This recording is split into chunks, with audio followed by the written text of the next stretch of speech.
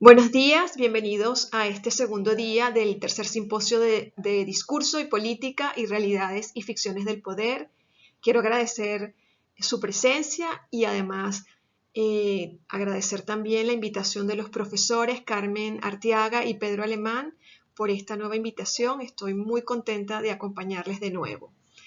Mi ponencia se titula Discursos de la emergencia humanitaria compleja, el deterioro estructural en las primeras respuestas de las universidades públicas venezolanas ante la llegada del COVID-19.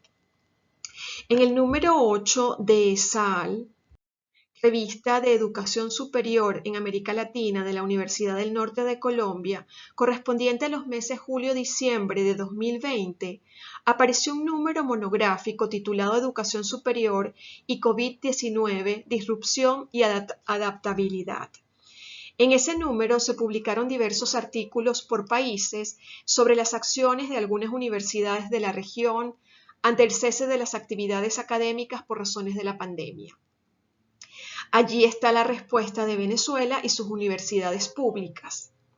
En esta ponencia me interesa tomar el artículo sobre Venezuela titulado Primeras comunicaciones y balance general de las universidades públicas en Venezuela durante la pandemia, que escribí para ese número, y proponer el conjunto de estas respuestas de las 8 universidades públicas seleccionadas y otras comunicaciones como un corpus discursivo que se planta frente al régimen en su práctica de representar irrealidades y fantasías ministeriales en el tema de la respuesta educativa ante la pandemia del COVID-19.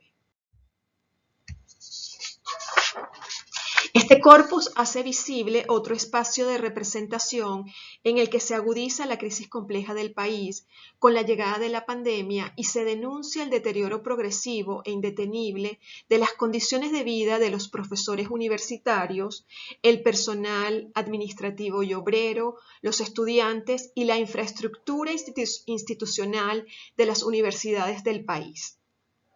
A través de algunas categorías de estudio, como el de la interacción que implica el suceso comunicativo, allí sigo a Calsamira y Tuzón y a Portolés, los contextos sociales académicos en los que se inscribe el discurso, los contenidos y los tiempos del discurso, y ahí sigo a Van Dyck, Oyarzú, Bouchot y Perelman, espero aludir al uso contraargumentativo de este discurso de las universidades frente a las pretensiones de ficcionalización del régimen, así como considerar la acción del discurso en la visibilidad y diferenciación de la emergencia de las universidades venezolanas de las emergencias por el COVID-19 de otras universidades de la región.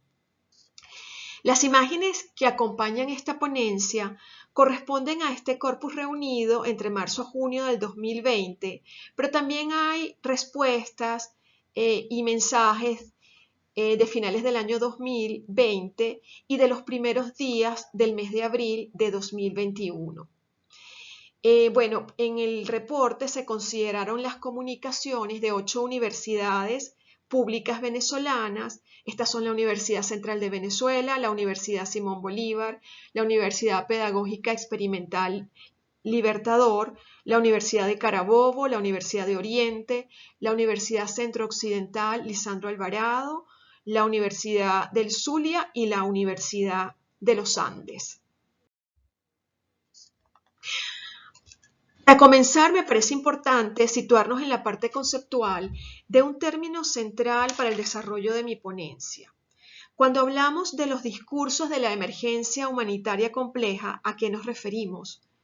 Estamos aludiendo a un conjunto de textos, en este caso del ámbito de la educación superior, que comunican diversos impactos en las condiciones de vida de la comunidad universitaria en la alimentación, salud, salarios, en los programas de estudio, de extensión, de investigación y gestión, y por último, en la infraestructura de las universidades públicas venezolanas. Este deterioro no es reciente ni exclusivo de un solo sector de la sociedad venezolana. Él viene de la mano con el declive de vida de toda la población en el país. En efecto, desde el año 2014, diferentes organizaciones e instrumentos de diagnóstico comenzaron a documentar el deterioro económico y social del país. 7 años continuos de hiperinflación, deterioro de los salarios, deterioro de los programas de salud pública, de alimentación, de educación, del acceso a los servicios de electricidad, agua, conectividad a Internet, entre otras deficiencias y fallas, ahora agravadas con la instalación de la pandemia por COVID-19, ahora agravada por la instalación de la pandemia. Como consecuencia de esto, más de 5 millones de venezolanos han salido del país huyendo de la hambruna, la violencia y las faltas de oportunidades de empleo sostenibles. El informe de la Red de Información sobre Seguridad Alimentaria de 2020 indicaba que Venezuela ocupa el 4º lugar entre 10 países con las peores crisis de inseguridad alimentaria. 9.3 millones de personas en Venezuela se encontraban en 2020 en un estado de inseguridad alimentaria en crisis, necesitando asistencia urgente. Este impacto correspondía en 2020 al 32% de la población total del país.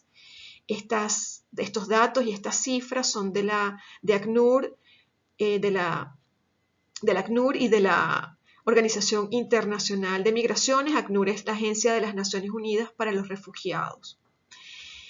Sobre la migración venezolana encontramos un primer paisaje de irrealidad discursiva al confrontar las comunicaciones del régimen. El gobierno desarrolla mensajes sobre la migración venezolana que desconocen su gravedad. Mientras la ACNUR y la Organización Internacional de Migración estiman en unos 5.577.077 el número de refugiados y migrantes para el 5 de abril de 2021, en diciembre de 2020 su cálculo era de 5.45 millones. Para el régimen, la estimación en diciembre, en cambio, era otra. Avalada por el Instituto Nacional de Estadística, se arrojó esta cifra, la de 600.000 personas fuera del país. Se apuntó además que de esta cantidad, la mitad ya había regresado gracias a un plan de gobierno. La locución presidencial de diciembre remataba con esto. Muchos de ellos, se refiere a los migrantes y refugiados venezolanos, al llegar a estos países fueron engañados, se dieron cuenta de que la realidad era otra. Son países neoliberales, neoesclavistas. Y aquí cierro la cita de esa locución. Según esta ponderación, la cifra del régimen apenas reconocía el 11% de las estimaciones de la ACNUR y la OIM para esta fecha de diciembre de 2020. Tenemos acá un mensaje político de ficcionalización de la realidad que forma parte de las estrategias del gobierno para eludir las responsabilidades como causante de la emergencia compleja. Pero bueno, continuemos con la caracterización de la crisis compleja para ir luego a la relación con los discursos que la aluden en el contexto de la educación superior. Decíamos que la crisis compleja venezolana tiene estas características. En el país no ha habido un desastre natural, no han ocurrido guerras civiles que puedan explicar este inclemente desgaste social y económico que sigue avanzando.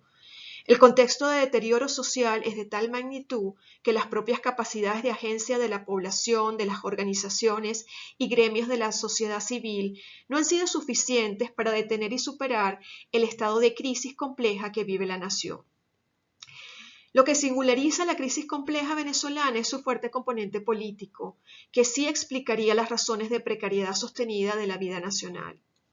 El elemento político es uno de los componentes que describe la causa de algunas de las crisis humanitarias complejas en el mundo.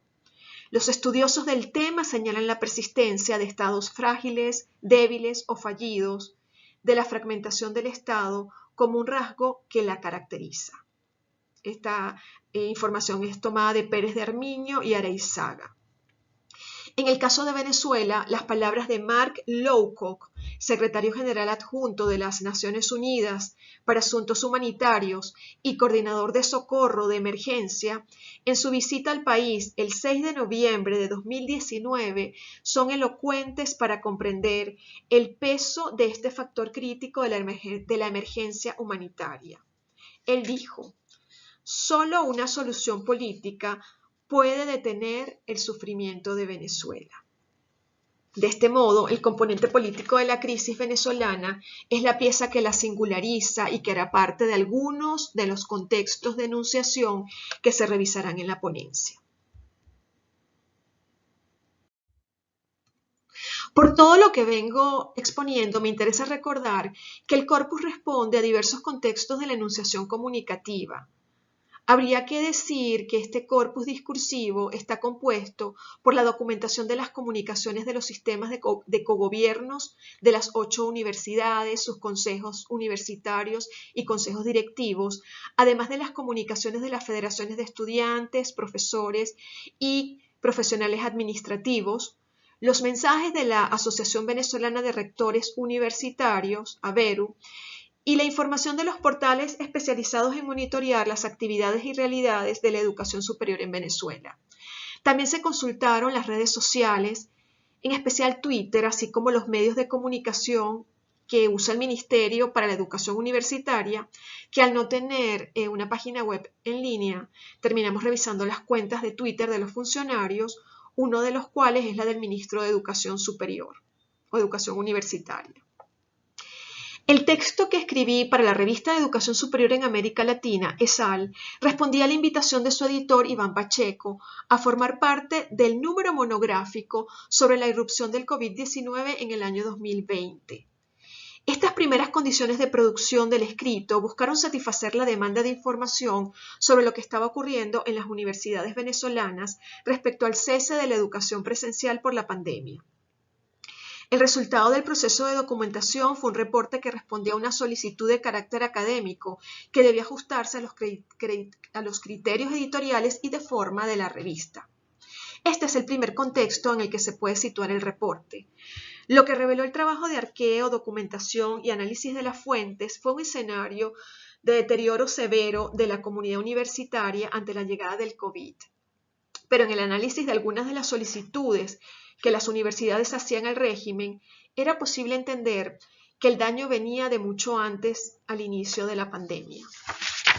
Luego, más adelante, cuando recibo la invitación de los profesores Carmen Arteaga y Pedro Alemán para participar en esta nueva convocatoria, me di cuenta que el conjunto de respuestas de las universidades podía funcionar junto con otros textos comunicativos como un discurso potencialmente contraargumentativo, un corpus para desafiar las evidencias del régimen.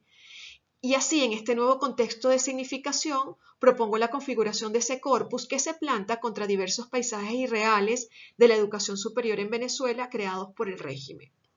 Así, el discurso de la emergencia compleja de la educación superior responsabiliza al régimen de la crisis humanitaria.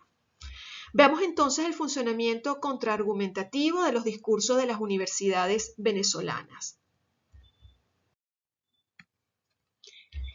Veámoslo con un ejemplo. Al cumplir un año del cierre de las instituciones de educación superior y el paso a la educación a distancia, el ministro de Educación Superior posteó en su cuenta de Twitter un video sobre las bondades del plan Universidad en Casa. El mensaje describe las ventajas del plan, los recursos con los que cuenta y menciona a los responsables de su implementación en estos términos. Esto es una cita. Cuenta con estrategias pedagógicas, el plan Universidad en Casa, para la prosecución académica a distancia, programas televisivos y radiales, así como también contenidos en redes sociales. El pueblo asumió este reto. El empeño y la lucha de las y los estudiantes, profesoras, profesores, rectoras, rectores y demás trabajadores universitarios han garantizado el derecho a la educación en el país. Sigamos adelante, héroes y heroínas de nuestra patria. Y aquí cierro la cita directa. Este mensaje, si bien es cierto que la continuidad de las clases exigió un enorme esfuerzo de toda la comunidad universitaria, la última parte del mensaje configura un paisaje ficcionalizado acerca del sacrificio, el cual habría que revisar con cuidado. Hay un discurso del régimen.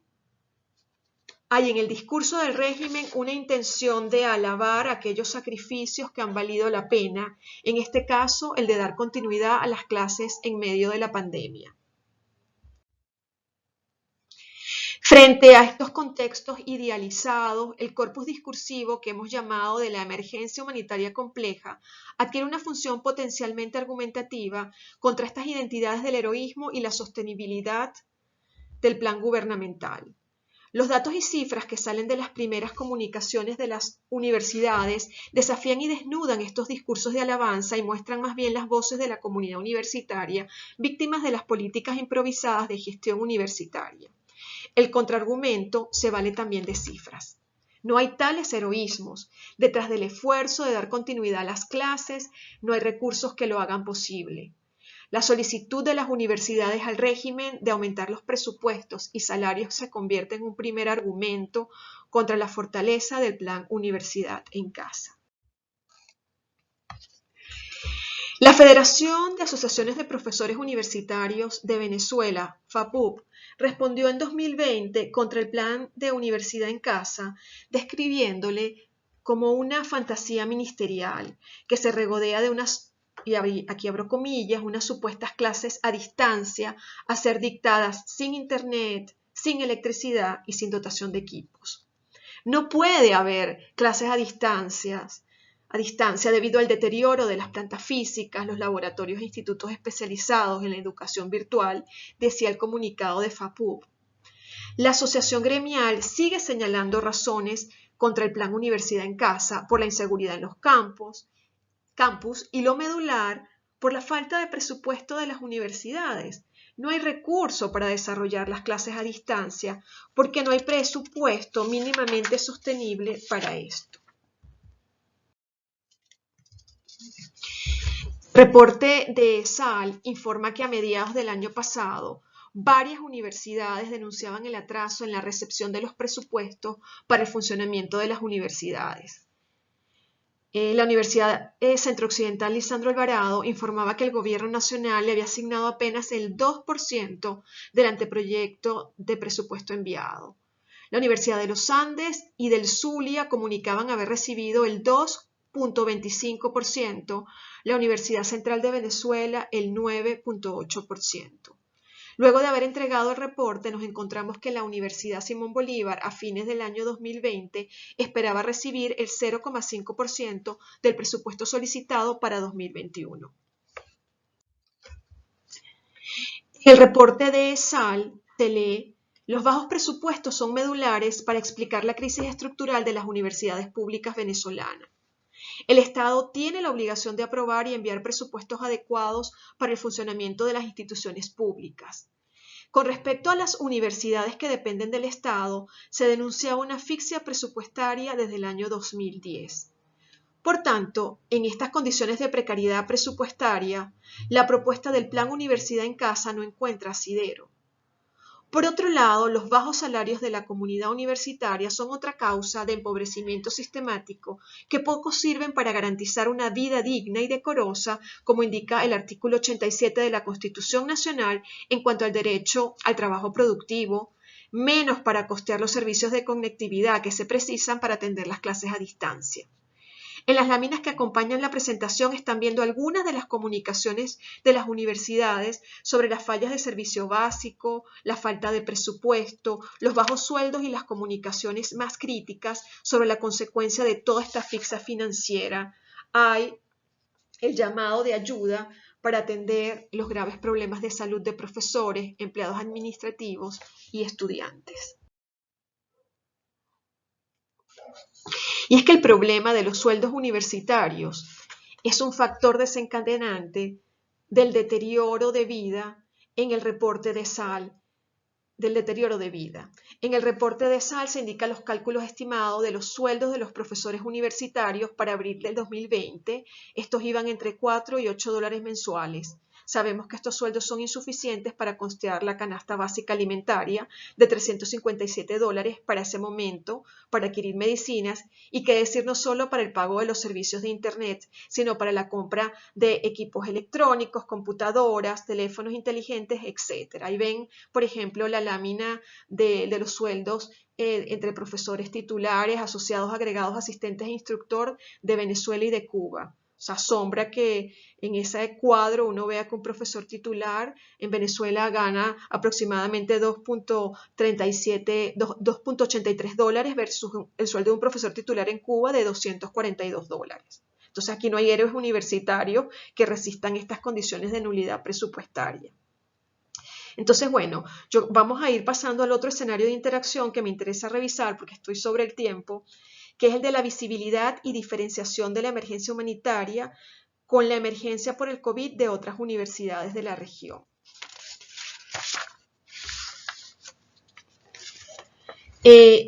Antes, y disculpen de pasar a esto, bueno, vale la pena ver los otros, o sea, el impacto en otros órdenes de esa falta de presupuesto, y tiene que ver, por ejemplo, con la falta de presupuestos para cubrir la vigilancia, faltas de presupuesto para asegurar la vigilancia el resguardo del patrimonio universitario. Y bueno, aquí ven varias imágenes sobre ataques, invasiones, hurtos, saqueos, destrucción, vandalismo, etcétera, que bueno, lo que hace es representar un estado de indefensión y describe la emergencia humanitaria compleja de la que hemos estado hablando. Me estoy pasando un minuto, yo creo que en 2 minutos ya termino, pero quería entonces que vieran estas imágenes sobre el daño patrimonial incalculable, ¿no? Vamos entonces a la parte final de la ponencia. Vamos entonces a la parte final de la ponencia, disculpen. Bueno, un impacto terrible por esta falta de presupuesto y bajos salarios es cómo esto afecta la alimentación y la salud de toda la comunidad universitaria. Aquí han habido casos lamentables donde se solicita ayuda económica, por razones de salud, por falta de dinero para costear la alimentación, y bueno, resultados muy lamentables, muy tristes, que incluye incluso la muerte de alguno de los colegas, ¿no? Bueno, para ir cerrando ya la ponencia, vamos a esta última parte que implica la vinculación de este reporte sobre las universidades en Venezuela con el resto de los reportes que aparecieron en el número monográfico de la revista. Al contrastar estos reportes entre sí, considerando la interacción del reporte venezolano con las otras respuestas de las universidades de la región, el corpus de las universidades venezolanas funciona para visibilizar y diferenciar el tipo de emergencia que se está padeciendo en Venezuela. Si bien en el país, al igual que en el resto del mundo, estamos padeciendo la crisis del COVID-19, la diferencia que tenemos respecto a los otros reportes de impacto por la pandemia es que en Venezuela ya había una crisis previa que se agravó con la llegada del COVID.